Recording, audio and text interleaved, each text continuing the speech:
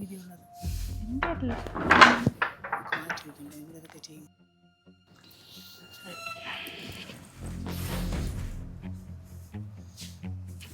അയ്യോ കിരണ വീഴല്ലേ.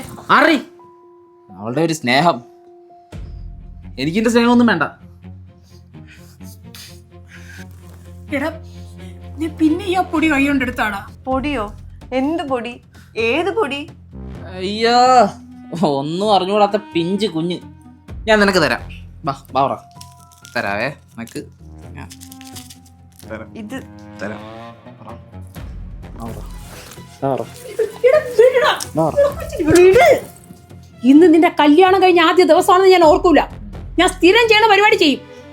ഞാൻ പോലീസുകാരെ വിളിച്ചാലുണ്ടല്ലോ, കാലത്തെ ബോധം വന്നതിന് ശേഷം അവർ നിന്നെ വിടുകയുള്ളൂ. കേട്ടോടാ, ഓർത്തോ? പോലീസോ? നിങ്ങൾ രണ്ടുപേരും കൂടി എന്തൊക്കെയാ ഈ പറയുന്നത്? ഡ്രഗ് അഡിക്റ്റ് ആയ ആളെ കൊണ്ടാണോ എന്നെ കല്യാണം കഴിപ്പിച്ചത്? അയ്യോ ഒന്നും അറിഞ്ഞുകൂടാതാണോ തല ഉരിച്ചു വന്നത്? ഈ തള്ളയ്ക്ക് എപ്പോഴും ഉള്ളേ. ഞാൻ ഇടയ്ക്കൊക്കെ അടിച്ച് ബോധമില്ല വരുമ്പോഴേ തള്ള പോലീസിന് വിടും. ഞാൻ അവരുമായിട്ട് അങ്ങ് ട്രിപ്പ് പോകും. രാവിലെ ആകുമ്പം ഞാൻ അങ്ങ് ട്രിപ്പും കഴിഞ്ഞ് വരും. എന്നാലേ മോളൊരു കാര്യം കൂടെ കേട്ടോ. ഞാനേ കല്യാണത്തിന് മുമ്പ് ഡി അഡിക്ഷൻ സെൻ്ററിലായിരുന്നു. അതുകൊണ്ടാണ് നിന്റെ കരുത്തിൽ കൈവിറയ്ക്കാതെ താലി കിട്ടിയത്. അതും കൂടെ ഒന്ന് ഓർത്ത് വെച്ചോ. മോൾ ഇതൊന്നും കണ്ട് പേടിക്കണ്ട. ഇടയ്ക്കിടയ്ക്ക് ഇവ ഇങ്ങനെയൊക്കെയാ. പിന്നെ ഏത് കൊലക്കൊമ്പനെയും ഒരു പെണ്ണ് വിചാരിച്ച നേരെയാക്കാൻ പറ്റും. നിങ്ങൾ മിണ്ടരുത്. നിങ്ങൾ രണ്ടുപേരും എന്നെ ചതിച്ചു. ഓ ചതിച്ചു. എന്തായാലും എൻ്റെ പൊന്നു മോള് പെട്ടു. ഇനി നമ്മൾ കാര്യത്തിലേക്ക് കിടക്കാം. മോള് റൂമിലേക്ക് വാ. ഞാൻ 2 അടിച്ച് കാത്തിരിക്കാം. നിനക്ക് നല്ല പരിചയക്കുറവ് കാണും, എനിക്ക് നല്ല പരിചയമുണ്ട്. നീ ഒന്ന് സഹകരിച്ചാൽ മതി. വിടടോ. കിടന്ന് തുള്ളാതെ റൂമിലേക്ക് വാടി.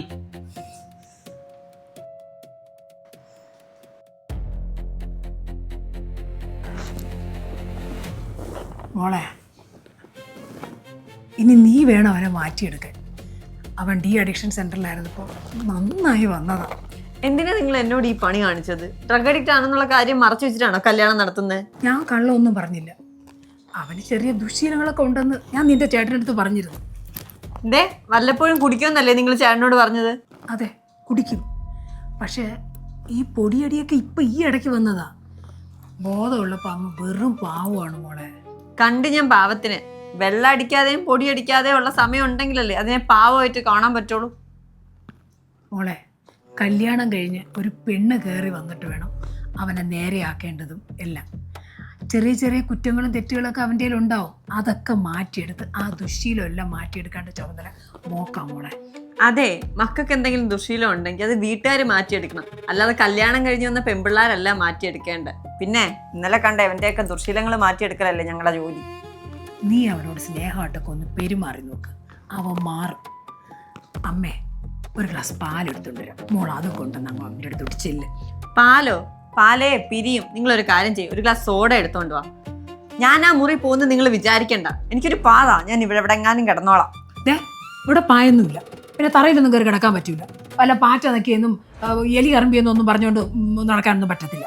എന്നാ ഞാൻ അമ്മയുടെ കൂടെ കിടന്നോളാം. എൻ്റെ കൂടെ കിടക്കാൻ പറ്റൂല. എനിക്കാണെങ്കിൽ ഒറ്റയ്ക്ക് നിവർന്ന് നീണ്ടു തുറന്ന് കിടക്കണം.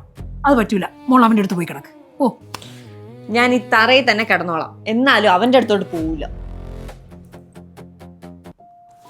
അതെ ബ്രോക്കറെ, അവന് കുഞ്ഞു കുഞ്ഞു ദുശ്ശീലങ്ങളുണ്ട്. അതങ്ങ് വലുതാവുന്നതിന് മുമ്പേ അവനെ പിടിച്ചങ്ങ് കല്യാണം കഴിപ്പിക്കണം. ഇല്ലെങ്കിൽ എന്താന്ന് വെച്ച് കഴിഞ്ഞാൽ ഞാൻ ആദ്യം പിടിച്ച് ചത്തുപോകും. അതെ അതെ. പിന്നെ എനിക്കൊന്ന് വിശ്രമിക്കാം ഇത് കഴിഞ്ഞ്. അല്ല, ദുശീലങ്ങൾ എന്നൊക്കെ പറയുമ്പോൾ എന്തൊക്കെയുണ്ട്? ചെറിയ വെള്ളമടിയും സിഗരറ്റ് വലിയും, അത്രയൊക്കെ ഉള്ളൂ. ഡ്രഗ്സ് ഉണ്ടോ? എനിക്ക് അറിഞ്ഞൂടെ ബ്രോക്കറെ. ചില സമയം വയലൻ്റ് ആവും. പക്ഷെ ഇതൊന്നും ചെന്ന് പെണ്ണിൻ്റെ വീട്ടുകാരത്ത് പറയല്ലേ. ഇതൊക്കെ പറഞ്ഞാൽ ഏത് വീട്ടുകാരാ സ്വീകരിക്കുന്നത്? വല്ലപ്പോഴും മദ്യപിക്കുന്നൊക്കെ പറഞ്ഞ് നമുക്ക് ഈ കല്യാണം ഉറപ്പിക്കാം. ഇനി അധികം നാൾ നീട്ടിക്കൊണ്ടുപോകാൻ പറ്റില്ല. അവൻ്റെ സ്വഭാവം ഉണ്ടല്ലോ, വല്ലാതെ മാറിക്കൊണ്ടുവരികയാണ്. ദൂരെ നിന്നാണെങ്കിലും ഒരു പെൺകുട്ടിയുടെ വീട്ടുകാരെ സമ്മതിച്ചിട്ടുണ്ട്. ആ കുട്ടിയുടെ ചേട്ടൻ ഇവിടെ എവിടെയാ ജോലി ചെയ്യുന്നതാ പറയുന്നത്. ഒന്ന് കണ്ടിട്ട് പൊക്കോട്ടെ. പിന്നെന്ത്, നമുക്ക് നാളെ തന്നെ പോവാം. പയ്യൻ ചെറുതായിട്ട് മദ്യപിക്കുമെന്ന് ഞാൻ പറഞ്ഞിട്ടുണ്ട്. പിന്നെ പൊടിയടിയൊക്കെ ഉണ്ടെങ്കിൽ ഓവറല്ലല്ലോ അല്ലേ. ഇനി ആ പയ്യൻ്റെ കൈ കൊണ്ട് ആ കൊച്ചിനെന്തെങ്കിലും പറ്റി ഞാൻ കൂടെ തോന്നും. അതൊക്കെ അങ്ങ് ശരിയാവുമെന്നേ. ഒരു പെണ്ണ് ജീവിതത്തിലേക്ക് വരുമ്പോൾ തന്നെ മാറ്റങ്ങളുണ്ടാവും. അവളെ സ്നേഹവും അവളെ കെയറും ഒക്കെ കിട്ടുമ്പോൾ പിന്നെ അവൾ ഈ ലഹരിയുടെ പിറകെ പോവില്ല. എങ്ങനെയെങ്കിലും എനിക്ക് പെട്ടെന്ന് ഈ കല്യാണം ഒന്ന് നടത്തിയാൽ മതി. ചേച്ചി ഒരു കാര്യം ചെയ്യും, ഒരു സേഫ്റ്റിക്കാണ് പയ്യനെ നമുക്ക് ഡി അഡിക്ഷൻ സെൻ്ററിൽ കൊണ്ടുവാക്കാം. ആരെങ്കിലും ചോദിക്കുകയാണെങ്കിൽ ദൂരെ എവിടെയെങ്കിലും ജോലി ചെയ്യണമെന്ന് പറഞ്ഞാൽ മതി. പിന്നെ പെണ്ണും ചെറുക്കനൊന്ന് സംസാരിക്കണ്ടേ? എന്തിന്? ഇന്നത്തെ കാലത്ത് പയ്യൻ ഗൾഫിലും പെണ്ണ് നാട്ടിലിരുന്ന് എത്രയോ കല്യാണങ്ങൾ നടക്കണം. പയ്യൻ്റെ അമ്മയും സഹോദരി വന്നങ്ങ് കല്യാണം ഉറപ്പിക്കും. നമുക്കതുപോലെ അങ്ങ് ചെയ്യാം. നടക്കണമെങ്കിൽ നടക്കട്ടെ. ശരി അമ്മച്ചി, ഞാൻ ഇറങ്ങാം. അമ്മേ, അയ്യോ. ഡാ ഇങ്ങോട്ടൊന്ന് വന്നേ. ദേ നിനക്കൊരു കല്യാണം ശരിയായി വരുന്നുണ്ട്, ഞാനതങ്ങ് ഉറപ്പിക്കാൻ പോവാം. നിന്നെ ഇനി വെറുതെ എവിടെയാണെന്ന് തീരുമാനിച്ചില്ല. നിന്നെ ഒന്ന് നന്നാക്കാൻ പറ്റുമോ ഞാൻ ഒന്ന് നോക്കട്ടെ. എനിക്ക് കല്യാണമൊന്നും വേണ്ട. അല്ലേലും തന്നെ എന്നെ നന്നാക്കാനാണോ കല്യാണം നോക്കുന്നത്? ഒരുത്തിയാണെങ്കിൽ എൻ്റെ ജീവിതത്തിൽ ഇടിച്ചു കയറി വന്നിട്ട് എന്നെ ഈ ഗതിയിലാക്കിയിട്ട് പോയി. നിന്റെ ഈ സ്വഭാവം വെച്ചിട്ടേ നിന്നെ വെറുതെ വിടാനൊന്നും പറ്റൂല. പോലീസ് നിന്നെ നോട്ടം ഇട്ടിരിക്കുക. അതും പോരാഞ്ഞിട്ടാ ലതികയായിട്ടുള്ളൊരു ബന്ധവും. അയ്യോ, എനിക്കൊന്നും അറിഞ്ഞുകൂടെന്നാ വിചാരം. കഴിഞ്ഞ ദിവസം അവളെ വീട്ടിൽ നിന്ന് നിന്നെ പൊക്കിയതെന്ന് ഞാൻ അറിഞ്ഞില്ലെന്നൊന്നും വിചാരിക്കണ്ട. കണ്ട ആണുങ്ങളെ നിറങ്ങി കിടക്കുന്ന അവളെ വീട്ടിൽ നിന്ന്. എടാ ഇങ്ങനെയൊക്കെ നിറങ്ങിയാലേ വേറെ പെണ്ണ് കിട്ടൂലടാ നിനക്ക്. എന്റെ ആവശ്യങ്ങൾക്ക് അവള് തന്നെ ധാരാളം. അല്ല, ഇനി ഒരുത്തി ഇവിടെ വല്ലതും വന്നു കഴിഞ്ഞാൽ അവളൊന്ന് അരകിച്ച് ചാവും.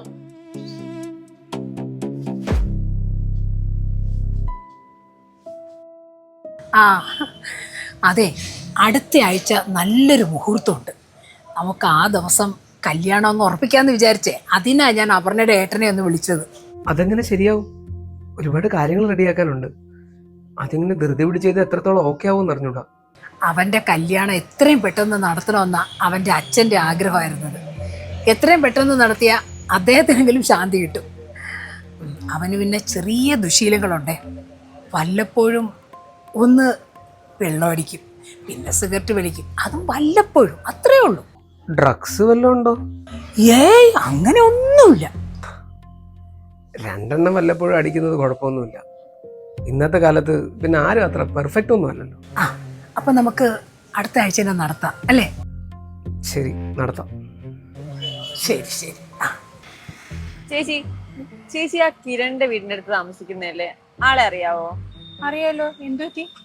അല്ല, ചോദിക്കുന്നോണ്ടൊന്നും തോന്നല്ലേ. എന്റെ അനിയത്തിക്ക് ഒരു കല്യാണ ആലോചന. ആളെങ്ങനാ? അതിനവൻ കെട്ടിയെന്നാണല്ലോ കേട്ടത്. ഈ അടുത്ത ഇടയ്ക്കെങ്ങാണ്ട് ഏതോ ബന്ധു ഒത്തു വന്നു, അത് പോവാതിരിക്കാൻ പെട്ടെന്ന് പിടിച്ച് കെട്ടിച്ചെന്നാ കേട്ടെ. എന്തോന്ന് കൊച്ചേ, നിന്റെ അനിയത്തിയുടെ ഭാഗ്യമൊന്നേ ഞാൻ പറയുള്ളൂ ഈ കല്യാണ ആലോചന നടക്കാത്തത്. പണ്ടെങ്ങാണ്ട് എവളെ ഒരുത്തിയെ പ്രേമിച്ച് അവൾ അവനെ തേച്ചിട്ട് പോയെന്നും പറഞ്ഞ് അതിന്റെ പിന്നെ വെള്ളമടിയും ഡ്രഗ്സും മരുന്നും ഇതെല്ലായിട്ട് ആ ചെറുക്കൻ അങ്ങ് ആളാകെ മാറിപ്പോയി. പണ്ട് നല്ലൊരു ചെക്കനായിരുന്നു, നല്ല പഠിപ്പും ഉണ്ടായിരുന്നു. പക്ഷെ ഇപ്പോഴത്തെ കൈയിരിപ്പോ, ഇപ്പോഴത്തെ ഇവിടെ കുറെ വാളി പയ്യന്മാരുണ്ട് ഈ പരിസരത്ത്. അവന്മാരുമായിട്ട് ഇല്ലാത്ത പണിക്കൊന്നും അവയില്ല. ഇവിടെ അടുത്തേ ഒരു സ്ത്രീയുണ്ട്, ലതിക. മഹാമോശ സ്ത്രീയാ. അവരുടെ വീട്ടിൽ നിന്ന് ഇവ ഇടയ്ക്കിടയ്ക്ക് ഇറങ്ങി വരുന്നത് കാണാറുണ്ടെന്നാ പൊതുവെ പറയുന്നത്. വെറുതെ അതിലൊന്നും പോയി ചാടാതെ നിന്റെ അനിയത്തി രക്ഷപ്പെട്ടില്ലേ, അത് തന്നെ ഭാഗ്യം. അത്രയ്ക്ക് മോശം പയ്യനാണോ? അങ്ങനെ ചോദിച്ചാ ആയി പോയതാണ് മോളെ. ആ പെങ്കൊച്ച് ചതിച്ചിട്ടൊക്കെ പോയപ്പോ അതിന്റെ ഒരു ഹാങ് ഓവറിൽ അവ ഇങ്ങനെ ആയതാണ്. പിന്നെ അവൻ ഇങ്ങനെ പെൺകുട്ടികളെ ചതിക്കണമെന്നൊന്നും ഇല്ല. ആ അമ്മച്ചിയാണ് കെട്ടുകൊട്ടിച്ച് നടക്കുന്നത്. മോനെ കല്യാണം കഴിപ്പിച്ച് നന്നാക്കിയാലേ അടങ്ങോളെന്നും പറഞ്ഞു. ചിലപ്പോ നല്ലൊരു പെൺകൊച്ചിനെയാണ് അവൻ കല്യാണം കഴിക്കുന്നെങ്കിൽ അവന്റെ സ്വഭാവം മാറുമായിരിക്കും. ഇല്ല, അവൾ അങ്ങനെ ചിന്തിച്ചില്ലെങ്കിൽ അവള് കളഞ്ഞിട്ട് പോവാ ഇതും മതി. എന്തായാലും നിന്റെ അനിയത്തി രക്ഷപ്പെട്ടെന്നേ ഞാൻ പറയുള്ളൂ. സത്യം. ശരി ചേച്ചി.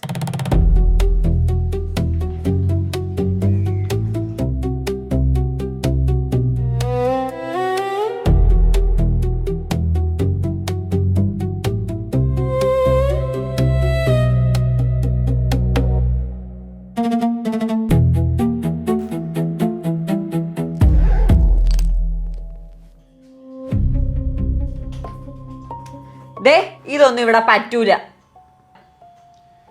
എന്താണ് ഇതിന്റെ സ്വരത്തിനൊരു കാരണം? ഓ, ഭാര്യയായതാണല്ലേ?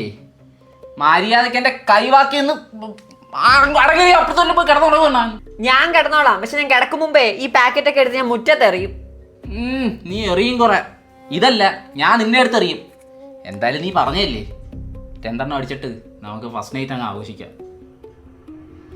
പറ്റത്തില്ല എന്ന് പറഞ്ഞല്ലാടാ എടി അയ്യോ എന്റെ മോനെ, എന്റെ മോനെ.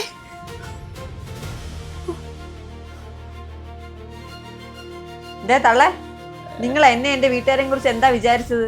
ഈ ഡ്രഗ് അഡിക്റ്റ് ആയ നിങ്ങളുടെ മോനെ കൊണ്ട് എന്നെ കെട്ടിച്ചിട്ട് അവന്റെ അടിയും തൊഴിയും കൊണ്ട് ഞാൻ ഇവിടെ കിടക്കുമെന്നോ? അല്ല, ഞാൻ അങ്ങനെ കിടന്നാൽ നിങ്ങൾക്ക് അങ്ങ് സമാധാനമായിട്ട് ജീവിക്കാം അല്ലേ? എന്നാലേ ഞാൻ ബ്ലാക്ക് ബെൽറ്റ് ആണ്, എന്നോട് കളിക്കാൻ വന്നല്ലേ നിങ്ങളുടെ പുന്നാര മോന്റെ എല്ലാം ഒടിക്കും ഞാൻ. അതെ, ഞാൻ എൻ്റെ നാട്ടിൽ ഒരുപാട് പയ്യന്മാരെ ഇതുപോലെ കൈകാര്യം ചെയ്തിട്ടുണ്ട്. അതുകൊണ്ടാണ് അവിടെ നിന്നൊന്നും എനിക്ക് കല്യാണാലോചന വരാത്തത്. ചേട്ടൻ ഇവിടെ വന്ന് കല്യാണം ആലോചിച്ചത്. പക്ഷെ വീട്ടുകാർ പറഞ്ഞതുപോലെ നല്ല മര്യാദയ്ക്ക് ജീവിക്കാന്നും പറഞ്ഞ് കയറി വന്നപ്പം എനിക്ക് നിങ്ങളുടെ മോനും അത് പറ്റൂല. എൻ്റെ തനി സ്വരൂപം തള്ളേ മോനും കൂടെ എടുപ്പിച്ച്. പിന്നെ നിന്നെക്കുറിച്ച് അറിയേണ്ടതൊക്കെ ഞാൻ അന്വേഷിച്ചറിഞ്ഞു. പിന്നെ പണ്ടേതോ ഒരു തേച്ചിട്ട് പോയെന്നും പറഞ്ഞ് നീ ഡ്രഗ്സ് അഡിക്റ്റായി. അതുകൂടാതെ വേറെ പല ബന്ധങ്ങളിലും നീ പോയെന്നും ഞാൻ അറിഞ്ഞു. എന്തായാലും നിന്നെ നന്നാക്കാനല്ലേ നിന്റെ അമ്മ പെണ്ണ് കെട്ടിച്ചത്. ഞാനൊന്ന് നോക്കട്ടെ നീ നന്നാവോന്ന്. പേടിക്കണ്ട, ഞാൻ അങ്ങോട്ടൊന്നും ഉപദ്രവിക്കൂല. ഇങ്ങോട്ട് വന്ന വിവരം അറിയുകയും ചെയ്യും. ഞാനേ എൻ്റെ ചേട്ടനെ വിളിച്ചിട്ടുണ്ട്, എന്നെ കൊണ്ടുപോകാനായിട്ട് ചേട്ടൻ വരും. പിന്നെ നമ്മൾ തമ്മിലുള്ളത് പോലീസ് സ്റ്റേഷനിൽ വച്ച് ഡീൽ ചെയ്യും.